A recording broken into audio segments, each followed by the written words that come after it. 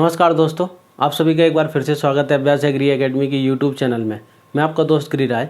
दोस्तों, हम जो रेस्पिरेशन पढ़ रहे थे प्लांट फिजियोलॉजी का, आज उसका पार्ट नंबर 3 है। अभी तक हम क्या क्या पढ़ लिए थे, एक बार उसको हम डिस्कस कर लेते हैं। देखो दोस्तों, हम फर्स्ट लेक्चर के अंदर पढ़े थे। जिन लोगों ने अभी तक वो लेक्चर नहीं देखे तो वो आप देख लेना। रेस्पिरेशन के पास फर्स्ट में हम पढ़े थे इंट्रोडक्शन, ठीक है। पार्ट सेकंड के अंदर हम पढ़े थे भाई रेस्पिरेशन की कौन कौन सी स्टेप्स थी, ठीक है। मैंने आपको बताया था कि पहली स्टेप्स थी ग्लाइकोलाइसिस और सेकंड स्टेप थी, मैंने आपको बताया था लिंक रिएक्शन। यहाँ तक हमने पढ़ लिया था। अब हमको पढ़ना है तीसरी जो स्टेप है, Krebs cycle is the most important, ठीक है। यहाँ से एग्जाम में किस तरह से क्वेश्चन पूछे जाते हैं, आइए देखते हैं हम क्रेब्स साइकिल के बारे में क्या क्या इंपॉर्टेंट पॉइंट है। तो दोस्तों, क्रेब्स साइकिल, टीसीए साइकिल और सिट्रिक एसिड साइकिल, ठीक है। इसके इतने सारे नाम हैं, आपको एग्जाम में पूछा जाएगा, किसी भी नाम से आपसे पूछा जा सकता है कि इसको हम क्या क्या कहते हैं। तो क्रेब्स साइकिल को क्या क्या कहते हैं हम, तो क्रेब्स साइकिल को हम टीसीए, ठीक है, ट्राई कार्बोजाइलिक एसिड साइकिल या सिट्रिक एसिड साइकिल भी कहते हैं, ठीक है। अब ये साइकिल चलती कहाँ, पहला क्वेश्चन ये पूछा जाता है कि क्रेब्स साइकिल कहाँ चलती है। ये सबसे ज्यादा एग्जाम में पूछा जाता है कि Krebs cycle takes place in, कहाँ चलती है, क्या माइटोकॉन्ड्रिया में चलती है या साइटोप्लाज्म में चलती है या फिर सेल कहाँ चलती है। तो ये माइटोकॉन्ड्रिया की मैट्रिक्स में चलती है। याद रखना आपको, क्रेब्स साइकिल कहाँ चलती है, टेक्स प्लेस इन कहाँ पर चलती है, मैट्रिक्स ऑफ माइटोकॉन्ड्रिया। कहाँ पर, मैट्रिक्स ऑफ माइटोकॉन्ड्रिया, क्लियर है, माइटोकॉन्ड्रिया की मैट्रिक्स में चलती है, ठीक है। इसको हम क्रेब्स साइकिल के कहते हैं क्योंकि भाई इसकी जो खोज की थी, इसकी जो डिस्कवरी की थी, क्रेब्स साइकिल की डिस्कवरी, तो इसकी जो डिस्कवरी की गई थी किसके द्वारा, एच.ए. क्रेब के द्वारा। किसके द्वारा, एच.ए. क्रेब के द्वारा इसकी खोज की गई थी, इसलिए इसको क्या बोलते हैं हम, क्रेब्स साइकिल कहते हैं, ठीक है। इसके बाद इनको नोबेल प्राइज मिला भाई, ठीक है। इसके लिए उनको क्या मिला है, नोबेल प्राइज, ठीक है, नोबेल प्राइज मिला है इसके लिए उनको। अब मेन इंपॉर्टेंट कि जो टीसीए साइकिल है, क्रेब्स साइकिल है, ठीक है, इस साइकिल को और क्या एक पाथवे और है, इसका दूसरा नाम और है, इसको हम एम्फीबोलिक पाथवे भी कहते हैं। याद रखना दोस्तों, कभी कभी एग्जाम में पूछा जा सकता है कि हम टीसीए साइकिल को, ठीक है, क्रेब्स साइकिल को हम क्या कहते हैं, एक दूसरा नाम भी है इसका, ठीक है। इसे हम एम्फीबोलिक पाथवे भी कहते हैं। क्या कहते हैं, एम्फीबोलिक पाथवे, ठीक है। इसे हम एम्फीबोलिक पाथवे क्यों कहते हैं, उसका रीजन है दोस्तों कि क्रेब्स साइकिल की जो रिएक्शन चलती है, तो क्रेब्स साइकिल की रिएक्शन के जो इंटरमीडिएट कंपाउंड बनते हैं वो दूसरे सब्सटेंस को बनाने में काम आते हैं। मतलब क्रेब्स साइकिल की रिएक्शन में एक तो है तो कैटाबोलिक, कैटाबोलिक्स में यहाँ पर ब्रेक डाउन होता है, लेकिन इसके जो इंटरमीडिएट सब्सटेंस होते हैं वो दूसरे कंपाउंड बनाने में या सिंथेसिस करने में काम आते हैं, इसलिए इसका क्या नाम होता है, एम्फीबोलिक पाथवे। एम्फीबोलिक मतलब भाई दोनों काम कर रहा है, कैटाबोलिक भी हो रहा है और मेटा है ना, एनाबोलिक भी हो रहा है। एनाबोलिक कैसे हो रहा है, मैंने आपको बताया कि इस साइकिल के बीच में, ठीक है, क्रेब्स साइकिल के बीच में जो इंटरमीडिएट कंपाउंड बनते हैं, ठीक है, अभी मैं आपको बताऊंगा। जैसे 5 अल्फा कीटोग्लूरेट है, एक इसका इंटरमीडिएट प्रोडक्ट है जिसका नाम है, ठीक है, अल्फा कीटोग्लूट्रेट, अल्फा कीटो, ठीक है, ग्लूट्रेट। ये जो होता है ये अमीनो एसिड बनाने में काम आता है। क्या होता है, ये अमीनो एसिड बनाने में काम आता है। उसी प्रकार इसके दूसरे जो सब्सटेंस होते हैं वो भी अलग अलग सिंथेसिस करने में, चीज़ों को बनाने में काम आते हैं, इसलिए इसका नाम क्या होता है, एम्फीबोलिक पाथवे होता है। अब एग्जाम में क्वेश्चन और पूछा जाता है दोस्तों, क्या क्वेश्चन पूछा जाता है कि जो क्रेब्स साइकिल है, क्या पूछा जाएगा आपसे कि जो क्रेब्स साइकिल है, क्रेब्स साइकिल के अंदर पहला कंपाउंड कौन सा बनता है, क्रेब्स साइकिल के अंदर फर्स्ट कंपाउंड कौन सा बनता है। तो देखो आप क्रेब्स साइकिल में, ठीक है, क्रेब्स साइकिल के अंदर जो फर्स्ट कंपाउंड बनता है, फर्स्ट कंपाउंड, तो वो कौन सा बनता है, तो याद रखना आपको, सिट्रिक एसिड। क्या बनता है, फर्स्ट कंपाउंड कौन सा बनता है भाई, सिट्रिक एसिड, ठीक है, सिट्रिक एसिड बनता है, ठीक है, 6 कार्बन वाला होता है। तो ये बनता कैसे है, तो जो लास्ट प्रोडक्ट होता है ऑक्सलो एसीटेट, ठीक है, क्रेब्स साइकिल का जो लास्ट कंपाउंड होता है, लास्ट कंपाउंड जो बनता है, ठीक है, लास्ट कंपाउंड का नाम होता है ऑक्सलो एसीटेट, ठीक है। ऑक्सलो एसीटेट ये 4 कार्बन वाला होता है। ये 4 कार्बन वाला इस एसिटाइल कोएंजाइम से रिएक्शन करता है, और है ना, ये 2 कार्बन वाला होता है। और जो फर्स्ट कंपाउंड होता है वो क्या बनता है, सिट्रिक एसिड, ठीक है। क्या बनता है भाई, सिट्रिक एसिड 6 कार्बन वाला। तो आपको याद रखना है कि भाई क्रेब्स साइकिल में से, है ना, जो फर्स्ट कंपाउंड बनता है वो कौन सा होता है, सिट्रिक एसिड, और जो लास्ट कंपाउंड होता है वो क्या होता है, ऑक्सलो एसीटेट होता है। अब क्रेब्स साइकिल में, ठीक है, कितने एटीपी बनते हैं, ऐसा कभी एग्जाम में, क्योंकि एटीपी तो बनेंगे भाई। क्रेब्स साइकिल में क्या है, रेस्पिरेशन की स्टेप्स है। तो क्रेब्स साइकिल में कितनी बार ऑक्सीडेशन होता है, 4 बार। कितनी बार होता है, 4 बार ऑक्सीडेशन होता है। यहाँ पर कितनी बार, इस रिएक्शन में 4 बार ऑक्सीडेशन होता है ना। कितनी बार रिएक्शन ऑक्सीडेशन होता है, 4 बार। आप इस वीडियो को अंत तक देखना। अभी हम साइकिल पढ़ेंगे, हर स्टेप्स को, जो एग्जाम में क्वेश्चन पूछे जाते हैं, हर स्टेप से यहाँ से क्वेश्चन पूछे जाते हैं। तो 4 ऑक्सीडेशन होते हैं, ठीक है। 3 तो NADH2 बनते हैं। क्रेब्स साइकिल जब एक बार चलती है, क्रेब्स साइकिल जब एक बार चलती है तो 3 NADH2 बनते हैं, एक FADH2 बनता है। एक क्या बनता है, FADH2, ठीक है। ये 4 बार ऑक्सीडेशन। इसके अलावा एक अलग से GTP बनता है। क्या बनता है, GTP भी बनता है। तो आपको याद रखने के 4 बार ऑक्सीडेशन होता है, 3 NADH2, एक FADH2 बनता है क्रेब्स साइकिल के एक बार चलने पर। अब आपको पता है कि ये 3 NADH2 हैं, ये किसके बराबर है, 9 ATP के बराबर होते हैं। और ये FADH2 2 ATP के बराबर होता है। और एक ATP हो गया, GTP या ATP बराबर होता है, ठीक है। तो क्रेब्स साइकिल के एक बार चलने पर हमको कितने ATP मिलते हैं, 12। क्रेब्स साइकिल के एक बार चलने पर हमको कितने ATP मिलते हैं, 12। चलती कितनी बार है, 2 बार, ठीक है। क्रेब्स साइकिल कितनी बार चलती है, एक ग्लूकोज के कंप्लीट ऑक्सीडेशन में, एक ग्लूकोज मॉलिक्यूल के कंप्लीट ऑक्सीडेशन में क्रेब्स साइकिल कितनी बार चलती है, 2 बार चलती है। अभी मैं आपको डायग्राम से समझाऊंगा, ठीक है। तो देखो हम डायग्राम देखते हैं ना, क्रेब्स साइकिल का डायग्राम। आप इधर देखिए इस डायग्राम को, इस डायग्राम में हर चीज मेंशन की गई है, एंजाइम से लेके हर स्टेप्स को, ठीक है। जब जो ग्लाइकोलाइसिस रिएक्शन होती है, ग्लाइकोलाइसिस रिएक्शन का भाई कौन एंट्री करता है, ग्लूकोज। हमने देखा था कि ग्लाइकोलाइसिस रिएक्शन में जो एंट्री करता है वो कौन होता है, ग्लूकोज। और ग्लूकोज जब टूटता है तो ग्लाइकोलाइसिस का एंड प्रोडक्ट क्या होता है, पायरुविक एसिड। ग्लाइकोलाइसिस का एंड प्रोडक्ट होता है पायरुविक एसिड, ठीक है। कितने कार्बन वाला, 3 कार्बन वाला। इसके कितने मॉलिक्यूल बनते हैं, 2 मॉलिक्यूल। पायरुविक एसिड के कितने मॉलिक्यूल्स बनते हैं, 2 मॉलिक्यूल्स, ठीक है, ग्लाइकोलाइसिस में।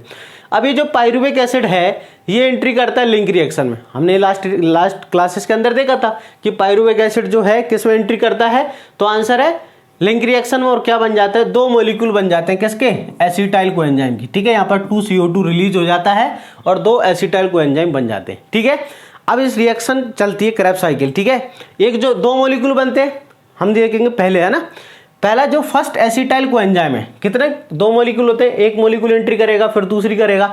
तो जो एसिटाइल कोएंजाइम होता है 2 कार्बन वाला, ठीक है, लिंक रिएक्शन का एंड प्रोडक्ट होता है ये, ठीक है। इधर से जो फैटी एसिड है, ध्यान से सुनना, जब कोई फैट होता है, फैटी एसिड का ऑक्सीडेशन होता है, तो फैटी एसिड का ऑक्सीडेशन ग्लाइकोलाइसिस से ना होकर बीटा ऑक्सीडेशन से होता है, ठीक है। फैट का जो ऑक्सीडेशन होता है वो बीटा ऑक्सीडेशन चलता है और उसका भी एंड प्रोडक्ट भाई साहब एसिटाइल कोएंजाइम। मतलब क्रेब्स साइकिल के अंदर तो एसिटाइल कोएलिन ही जाएगा, चाहे कार्बोहाइड्रेट का मेटाबॉलिज्म हो, चाहे किसका हो, फैट का। बात समझ लो, चाहे कार्बोहाइड्रेट का हो चाहे फैट का हो, ठीक है। क्रेब्स साइकिल में तो एंट्री किसकी होना है, एसिटाइल कोएंजाइम की होती है, ठीक है। फैट का जो ऑक्सीडेशन होता है वो बीटा ऑक्सीडेशन कहलाता है, इसका भी एंड प्रोडक्ट एसिटाइल कोएंजाइम है।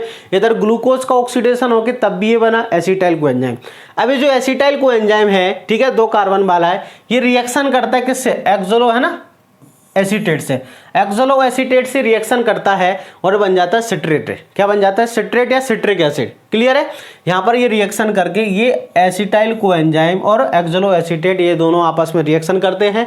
ये 2 कार्बन, ये 4 कार्बन, ये दोनों रिएक्शन करने के बाद ये क्या बनाते हैं, सिट्रेट या सिट्रिक एसिड, है ना। क्या बनाते हैं, सिट्रिक एसिड, 6 कार्बन वाला। तो पहला कंपाउंड हो गया सिट्रेट, ठीक है। दूसरे नंबर का इस सिट्रेट से बनता है सिस एकोनिटेज। क्या बनता है दोस्त, सिस एकोनिटेज, ठीक है। सिट्रेट से अगला कंपाउंड बनता है सिस एकोनिटेज, 6 कार्बन वाला। यहाँ पर एंजाइम कौन सा होता है, एकोनिटेज होता है, आयरन +2 की प्रेजेंस में वर्क करता है। फिर सिस एकोनिटेज से बनता है आइसोसिट्रेट। क्या बनता है, आइसोसिट्रेट। आइसोसिट्रेट भी कितने कार्बन वाला है, 6 कार्बन वाला। यहाँ भी कौन सा एंजाइम काम करता है, एकोनिटेज। फिर इस आइसोसिट्रेट से बनता है एक्सोलोसक्सिनेट, ये भी 6 कार्बन वाला होता है, ठीक है। तो 6 कार्बन वाले 4 कंपाउंड हो गए, सिट्रेट, ठीक है, सिस एकोनिटेज, आइसोसिट्रेट और एक्सोलोसक्सिनेट, ठीक है। अब यहां पर देखो इस आइसोसिट्रेट से जब एक्सोलोसक्सिनेट बनता है तो यहां पर एंजाइम कौन सा वर्क करता है, आइसोसिट्रेट, और यहां पर होता है डिहाइड्रोजिनेशन। क्या होता है, यहां पर एक डिहाइड्रोजिनेशन प्रोसेस होती है, मींस NAD से NAD। हमको वो स्टेप्स याद रखनी है जहां पर 4 बार ऑक्सीडेशन हो रहा है, वो स्टेप्स एग्जाम में पूछी जाती हैं, ठीक है। आपसे एग्जाम में पूछेंगी कि आइसोसिट्रेट से एक्सोलोसक्सिनेट बनता है, क्या यहाँ पर डिहाइड्रोजिनेशन होता है, तो यस, यहाँ पर NAD से क्या बनता है, NADH2 का फॉर्मेशन। अब यहाँ पर कितने कंपाउंड है, 6, ठीक है, ऑक्सोलोसक्सिनेट से। अब इसमें होता है डीकार्बोजाइलेशन। क्या होता है? डीकार्बोजाइलेशन, एक CO2 मॉलिक्यूल्स बाहर निकल जाता है ना, डीकार्बोजाइलेशन होता है। तो डीकार्बोजाइलेज एंजाइम वर्क करता है और उससे बन जाता है 5 कार्बन वाला कंपाउंड अल्फा कीटोग्लूट्रेट। 5 कार्बन वाला कंपाउंड कौन सा बनता है? अल्फा कीटोग्लूट्रेट बनता है। ठीक है, क्या हो गया? एक CO2 बाहर निकल गई, डीकार्बोजाइलेशन हो गया। अब इस अल्फा कीटोग्लूट्रेट से अब बनता है 4 कार्बन वाला कंपाउंड सक्सिनाइल कोएंजाइम। ठीक है, अब इस 5 कार्बन वाले कंपाउंड से अब बनेगा 4 कार्बन वाला कंपाउंड। ठीक है, तो एक CO2 फिर निकल जाएगी, तो एक CO2 फिर निकल गई, फिर क्या होगा? तो आंसर है डीकार्बोजाइलेशन। लेकिन साथ साथ में यहाँ पर NADH2 भी बन रहा है। देखो ये NADH2 भी बन रहा है। ठीक है, इस वाली रिएक्शन में अल्फा कीटोग्लूट्रेट से जब सक्सिनाइल कोएंजाइम बनता है तो यहाँ पर भी NADH2 बनता है, तो डिहाइड्रोजिनेज एंजाइम वर्क यहाँ भी करेगा। तो एक NADH2 यहाँ बन गया। ठीक है, ठीक है, एक NADH2 यहाँ बन गया। अब ये 4 कार्बन वाला कंपाउंड है सक्सिनाइल कोएंजाइम। ठीक है, इससे बनता है सक्सिनेट। सक्सिनाइल कोएंजाइम से बनता है सक्सिनेट। ठीक है, जहां पर एक GTP का फॉर्मेशन होता है। किसका? GTP का फॉर्मेशन होता है। ठीक है, यहां पर एंजाइम वर्क करता है थायोकाइनेज। अब एक सक्सिनेट से बनता है फ्यूमिनेट। ठीक है, सक्सिनेट से बनता है फ्यूमिनेट। मोस्ट इंपोर्टेंट ये एंजाइम है। ठीक है, मोस्ट इंपोर्टेंट ये एंजाइम है सक्सिनिक डिहाइड्रोजिनेज। जब सक्सिनेट से फ्यूमिनेट बनता है, जब सक्सिनेट से फ्यूमिनेट बनता है तो एंजाइम वर्क करता है सक्सिनिक डिहाइड्रोजिनेज। ये एंजाइम इतना महत्वपूर्ण है, ये एग्जाम में पूछा जाता है। क्यों? क्योंकि हम जितने भी एंजाइम्स देख रहे हैं यहाँ पर, ठीक है, क्रेब्स साइकिल की मैट्रिक्स में, यहाँ पर क्रेब्स साइकिल की रिएक्शन में जितने भी एंजाइम्स होते हैं वो सभी माइटोकॉन्ड्रिया की मैट्रिक्स में होते हैं। ठीक है, जितने भी एंजाइम देखो, एकोनेटेज, आइसोसिट्रेट, ठीक है, डिहाइड्रोजिनेज, डीकार्बोजाइलेज, डिहाइड्रोजिनेज कॉम्प्लेक्स। ठीक है, इसके बाद थायोकाइनेज, जितने भी एंजाइम्स हैं वो सभी एंजाइम्स कहाँ होता है? माइटोकॉन्ड्रिया की मैट्रिक्स में होता है। लेकिन ये जो एंजाइम होता है सक्सिनिक डिहाइड्रोजिनेज, ये क्या होता है? इनर मेम्ब्रेन पर। याद रखना, ये जो एंजाइम होता है माइटोकॉन्ड्रिया की इनर मेम्ब्रेन पर होता है। कहाँ होता है ये? माइटोकॉन्ड्रिया की इनर मेम्ब्रेन पर। कौन? Succinic dehydrogenase enzyme. यह अकेला क्रेब्स साइकिल का एक ऐसा एंजाइम है जो माइटोकॉन्ड्रिया की मैट्रिक्स में नहीं होता, ये कहाँ होता है? इनर मेम्ब्रेन पर प्रेजेंट होता है। ठीक है, अब इस सक्सिनेट से बन गया फ्यूमिनेट। यहाँ भी एक ऑक्सीडेशन हुआ, यहाँ पर बना FAD से FADH2। ठीक है, FADH2 बन गया। अब इस फ्यूमिनेट से बनता मैलेट। क्या बनता है? फ्यूमिनेट से मैलेट, 4 कार्बन वाला। ठीक है, इसके बाद मैलेट से बनता ऑक्सोलो एसीटेट। इस 4 कार्बन वाले से देखो क्या बन गया? मैलेट से ऑक्सोलो एसीटेट। तो इस प्रकार एक बार चलेगी क्रेब्स साइकिल। ठीक है, जब एक एसिटाइल कोएंजाइम एंट्री करेगा तो एक बार चलेगी। एसिटाइल कोएंजाइम के कितने मॉलिक्यूल है? 2 मॉलिक्यूल। जब एक बार चलती है तो हमको कितने NADH2 मिल रहे हैं? 3। देखो, एक NADH2 यहाँ मिल गया। ठीक है, एक NADH2 हमको यहाँ मिल गया, एक NADH2 ये यहाँ पर देखो, जब मैलेट से ऑक्सोलो एसीटेट बनता है, यहाँ भी NADH2। तो जब एक बार क्रेब्स साइकिल चलती है तो हमको कितने बनते हैं? 3 NADH2, एक FADH2 और एक GTP बनते हैं। क्रेब्स साइकिल चलती कितनी बार है? क्रेब्स साइकिल 2 बार चलती है। क्रेब्स साइकिल कितनी? जब ग्लूकोज का कंप्लीट ऑक्सीडेशन होगा। ठीक है भाई, ग्लूकोज तो 6 कार्बन लेके चला था तो पायरुविक एसिड बना, फिर एसिटाइल कोएंजाइम। तो ग्लूकोज के कंप्लीट ऑक्सीडेशन में अगर आपसे पूछा जाए कि कंप्लीट जब क्रेब्स साइकिल चलेगी तो हमको टोटल कितने NADH2 जाएंगे? 3, और 3 की जगह 6। या सुनो, इधर देखो क्या हो जाएगा। ठीक है, आपसे पूछा जाए कि भाई ग्लूकोज के कंप्लीट ऑक्सीडेशन में, क्या ग्लूकोज का कंप्लीट ऑक्सीडेशन अगर होता है, ठीक है, तो क्रेब्स साइकिल में हमको क्या क्या मिलेगा? देखो, क्रेब्स साइकिल में कितनी बार चलेगी? 2 टाइम्स। ठीक है, क्रेब्स साइकिल कितनी बार चलेगी? 2 टाइम्स चलेगी। ठीक है, एक बार चलती है तो 3 NADH2 मिलते हैं ना। एक बार चलती है तो हमको 3 NADH2 मिलते हैं। ठीक है, एक FADH2 मिलता है। ठीक है, और एक ATP मिलता है, GTP मिलता है, ATP, जिसको दोनों बराबर होते हैं पावर में। ठीक है, 2 बार चलना है तो इसको 2 से मल्टीप्लाई कर दो। तो भाई टोटल कितना आ गया? तो हमको टोटल देखो, ठीक है, टोटल हमको 6 NADH2 क्या मिल गया? 6 NADH2, 2 FADH2, ठीक है, और 2 GTP या ATP। तो एक ग्लूकोज के कंप्लीट ऑक्सीडेशन में क्रेब्स साइकिल में हमको 6 NADH2।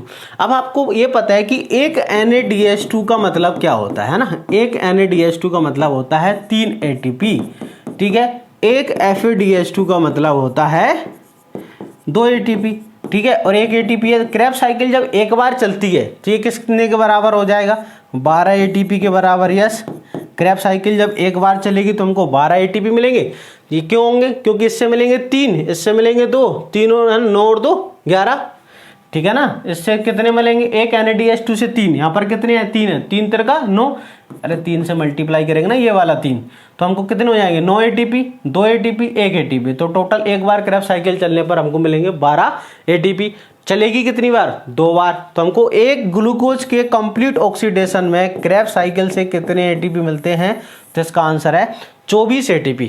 ठीक है, ग्लूकोज के कंप्लीट ऑक्सीडेशन की बात, देखो कंप्लीट ऑक्सीडेशन तभी होगा जब क्रैब साइकिल 2 बार चलेगी। ठीक है, क्रैब साइकिल जब 2 बार चलेगी तभी क्या होता है, कंप्लीट ऑक्सीडेशन होता है। तो याद रखना आपको कि भाई 24 ATP हमको किससे मिलेंगे, क्रैब साइकिल से मिलते हैं। ठीक है, बात समझ में आ रही है यहाँ तक। तो एग्जाम में क्या क्या पूछते हैं, देखो एग्जाम में पूछते हैं भाई इस रिएक्शन में कहाँ कहाँ NADH2 बनता है। ठीक है, कहाँ कहाँ CO2 निकलती है। तो आपको पता है कि ऑक्सैलोसक्सिनेट से जब ये बनता है अल्फा कीटोग्लूटारेट, तो यहाँ एक बार CO2 निकलती है। ठीक है, यहाँ पर CO2 निकल रही है। एक जब इस अल्फा कीटोग्लूटारेट से सक्सिनाइल कोएंजाइम बनता है तो एक बार CO2 यहाँ निकलती है, यहाँ एक बार एक NADH2 बनता है। आइसोसेट्रेट से जब ऑक्सैलोसक्सिनेट बनता है एक NADH2 यहाँ बनता है। ठीक है, सक्सिनेट से जब फ्यूमेनेट बनता है FADH2 बनता है। जब मैलेट से ऑक्सैलोएसीटेट बनता है तब एक NADH2 बनता है। तो हमको ये स्टेप्स याद रखना है। इनको याद करने के लिए क्या एक बार 2 बार आप पढ़ोगे। ठीक है, 6 कार्बन के कंपाउंड कितने बन रहे हैं, अगर आप देखोगे 6 कार्बन के कंपाउंड बन रहे हैं भाई 4। ठीक है, 5 कार्बन का कितने कंपाउंड बन रहे हैं, तो आंसर 1। अब 4 कार्बन वाले देखो, 4 कार्बन वाला 1 2 3 4 5। ठीक है, तो आप ये नंबर याद रख लेना कि 654 415। ठीक है, ऐसे क्यों कि ये 6 कार्बन वाले कंपाउंड कितने बनते हैं, 4, सिट्रेट से सैकोनेटेज आइसोसेटेट ऑक्सैलोसक्सिनेट। ठीक है, इसके बाद 5 कार्बन वाला एक ही कंपाउंड होता है अल्फा कीटोग्लूटारेट।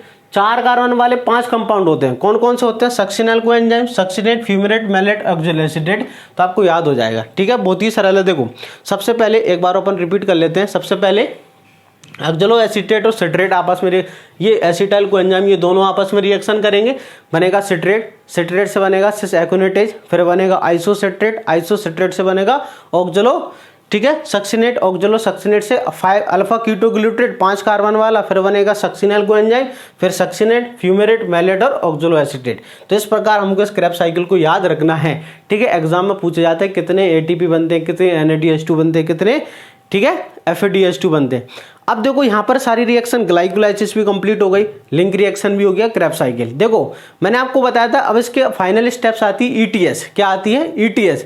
ETS में क्या होता है कि जो भी लिंक रिएक्शन में, क्रैब साइकिल में, ग्लाइकोलाइसिस में जो NADH2 FADH2 बनते हैं उनको तोड़ा जाएगा, ब्रेक होगा और उनसे ATP हमको मिलेंगे। जो मैं आपको बार बार बोलता हूँ कि एक NADH2 से 3 ATP मिलते हैं। ये बनते कहाँ हैं, तो ये जो NADH2 जाता है इनर मेम्ब्रेन पर, जहाँ पर होता है ETS। ठीक है, ETS के अंदर जाता है इनर मेम्ब्रेन पर, वहाँ पर इसका टर्मिनल ऑक्सीडेशन होता है और उसके बाद क्या होता है, हमको ATP प्राप्त होते हैं। तो हम नेक्स्ट क्लास के अंदर ये पढ़ेंगे ETS कैसे चलती है, ETS में कौन कौन से कंपोनेंट होते हैं, वहाँ से भी एग्जाम में क्वेश्चन पूछा जाता है। ठीक है, ETS के अंदर कौन कौन से कंपोनेंट होते हैं। अगर दोस्तों आप RHU एग्जाम की प्रिपरेशन कर रहे हैं, ठीक है, अगर आप RHU एग्जाम की प्रिपरेशन कर रहे हैं तो दोस्तों 1 सितंबर से हमारी नई बैच स्टार्ट हो रही है। शाम को 7 बजे से 9 बजे क्लास है।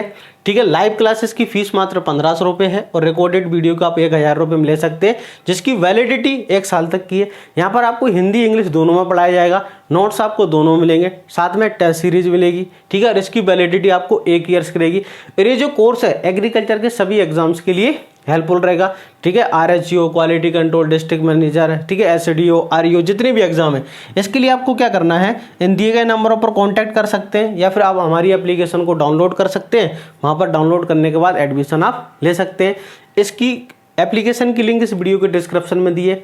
ठीक है दोस्तों, अगर आपको कुछ भी डाउट है तो आप इन नंबर्स पर कॉल करके या फिर आप रिकॉर्डेड कोर्स ले सकते हैं मात्र 1000 रुपये में। ठीक है, वीडियो की डिस्क्रिप्शन या कोर्स की लिंक इस वीडियो की डिस्क्रिप्शन में दी गई है। आई होप दी गई जानकारी आप सभी को समझ आई होगी बहुत अच्छे से। मिलते हैं नेक्स्ट वीडियो में। जय हिंद।